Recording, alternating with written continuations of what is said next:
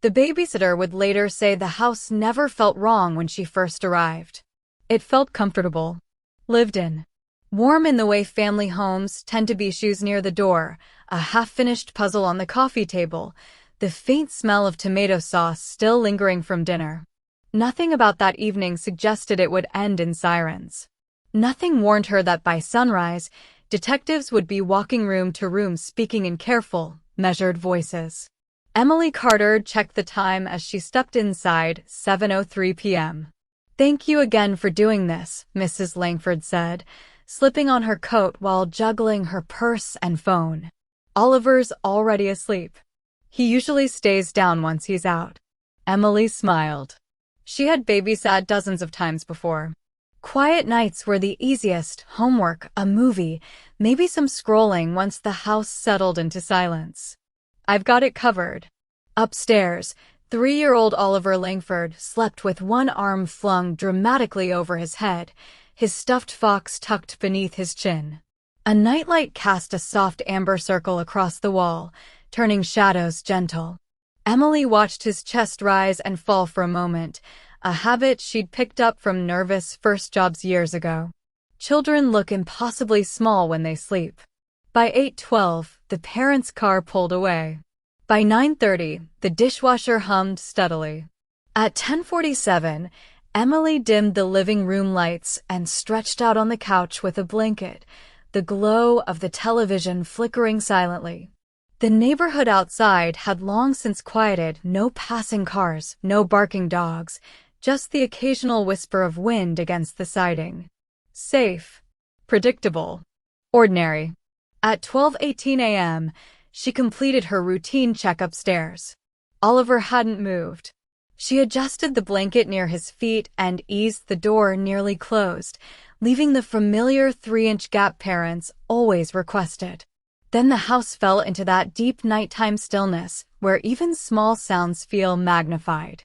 At 2:17 a.m., Emily woke without knowing why. For a moment, she stayed perfectly still, caught between sleep and awareness. Then she heard it. A slow, deliberate creak. The unmistakable sound of a door opening somewhere inside the house. Not the quick shift of wood adjusting. Not the soft click of settling hinges. This was longer. Controlled. Her first thought was simple relief. They must be home early. She sat up, clearing her throat. "Hello." No answer. She waited for footsteps. Nothing followed. The silence that returned felt heavier than before, as if the house itself were listening. Emily stood, wrapping the blanket around her shoulders against a sudden chill. "Mrs. Langford," she called softly. Still nothing. A thin thread of unease began tightening in her chest. Maybe they were trying not to wake Oliver. Maybe they had stepped into the kitchen. Maybe she had imagined it. She walked toward the front hallway. The security panel glowed faint green beside the door. Still armed. Her stomach dipped. If someone had come in, the system would have chimed. Unless the door had been opened from inside. She checked the lock. Still engaged.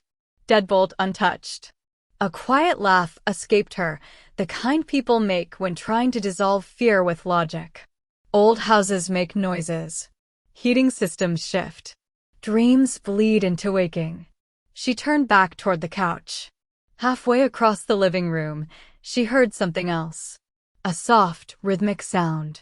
Almost like fabric brushing the wall. It came from upstairs. Emily froze. Every instinct told her to stay exactly where she was, but another, stronger instinct pushed her forward. Check the child. The staircase seemed longer than she remembered, each step producing a faint complaint beneath her weight. At the top, the hallway stretched ahead in pale shadow. Oliver's door was open wider than she had left it. Not much, but enough. Her pulse began hammering. She was certain now. She had pulled it nearly shut. She approached slowly and nudged the door. It swung inward without resistance. The night light still glowed. The stuffed fox lay near the pillow. The blanket was folded back. The bed was empty. For several seconds, Her brain refused to process what her eyes were seeing, as if reality itself had stuttered. Then she whispered his name. Oliver. The closet stood open. No small figure inside. She dropped to her knees and looked beneath the bed. Nothing but dust and a forgotten sock. The bathroom empty. Oliver, louder now, panic fraying her voice. She checked every room upstairs, then again, moving faster, breath shortening. Children hide, she told herself. It was a game. It had to be. Back downstairs, the house suddenly felt enormous. Oliver, she called, the sound cracking. At 2:26, her shaking fingers dialed Mrs. Langford. No answer. She called again. Voicemail. At 2:31, she dialed 911. The dispatcher would later note how controlled she sounded, the strange calm that sometimes settles over people in the first moments of shock. The child I'm watching is gone. Officers arrived within minutes, lights washing the quiet street in pulses of red and blue. One look at the empty bed shifted the night from routine to urgent. The house was secured immediately. No broken windows. No forced entry. No alarms triggered. Investigators began building the timeline before the parents even returned, their car screeching into the driveway at 2:48 a.m. Mrs. Langford ran inside barefoot. Where is he? No one answered right away. Because no one knew. Search teams flooded the surrounding blocks, flashlights slicing through hedges and tree lines. Neighbors stepped onto porches in confusion, robes pulled tight against the cold. Within an hour, the entire area was awake. Tracking dogs picked up Oliver's scent inside his room, traced it across the hallway, down the stairs, then lost it near the kitchen. One deputy noticed something subtle. The back door was closed. Unlocked. Emily was certain she had checked it earlier. Certain she had turned the latch. Beyond it, the yard stretched undisturbed beneath a thin sheen of dew. Investigators scanned the grass with high-powered lights. No clear footprints. No drag marks. Just faint, overlapping impressions too vague to interpret. Inside, technicians searched for anything displaced. That was when they found the chair, positioned beneath the kitchen alarm panel. A chair that normally lived tucked beneath the dining table. Someone tall enough wouldn't need it, but someone smaller might. Or someone trying very carefully not to trigger the sensor. Then another detail emerged. The panel showed a brief system interruption at 2:14 a.m. 3 seconds. Too short to sound. Long enough to matter. Detectives' expressions hardened. This was not wandering. Someone had been inside that house. Morning arrived gray and disbelieving.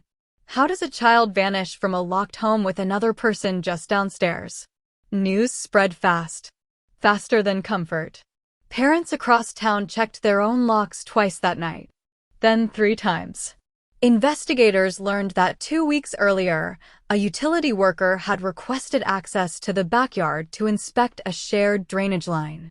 The visit had lasted under 10 minutes. At the time, it meant nothing. Now it meant everything. Had someone studied the layout? Noticed the alarm? Counted the steps from the child's bedroom to the rear exit? By the 3rd day, detectives uncovered something even more unsettling. A neighbor's security camera, angled toward the street, captured a faint movement at 2:19 a.m. Headlights never switched on. But a vehicle rolled slowly away, using only parking lights until it turned the corner. Enhancement revealed the outline of a dark sedan. No plate visible. The timing aligned too precisely to ignore. Inside the Langford home, absence became a physical presence. Oliver's cup still waited beside the sink. Tiny sneakers remained by the door. His mother stopped sleeping in the bedroom entirely, choosing instead to sit in the rocker where she used to read him stories. I keep thinking I'll hear him, she said once, voice hollow with exhaustion. Days folded into weeks. Search grids expanded outward. Drones scanned wooded ravines. Divers entered the river despite brutal temperatures. Every lead carried hope sharp enough to hurt. Most dissolved. Behavioral specialists offered their assessment quietly. The entry suggested planning, patience, familiarity with household rhythms. Someone who knew parents would be gone. Someone who understood the vulnerability of overnight care. Months later, forensic analysts made a discovery so small it nearly escaped notice: a partial print on the exterior handle of the back door. Not enough for identification. Enough to confirm what everyone feared. He had not walked out alone. On the anniversary of that night, Emily returned briefly to the house at the parents' request. She stood at the bottom of the staircase, tears slipping silently. "I keep hearing that door," she whispered. Over and over. Investigators still return to the same question that unsettles even seasoned detectives. Why open the door slowly, unless you believed no one was listening? Which means whoever took Oliver felt comfortable enough to move quietly through an occupied home. Comfortable enough to lift a sleeping child. Comfortable enough to disappear before 2:17 became anything more than a timestamp. The Langfords never changed his room. Sunlight still pulls across the floor each morning. Dust gathers where toys remain mid-play. Because some part of them refuses the idea that the last chapter has been written. Cases like this fracture the illusion that walls alone protect us. They remind us that safety is not a single lock or alarm. It is awareness layered upon awareness. Look twice at what seems out of place. Trust the flicker of instinct. Ask questions when something feels even slightly wrong. Somewhere, someone remembers a car moving without headlights. Someone noticed a stranger lingering once too long.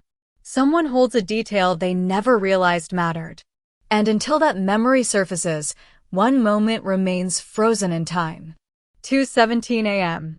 A door opening. A babysitter calling into the dark. And a child gone before morning could bring him home.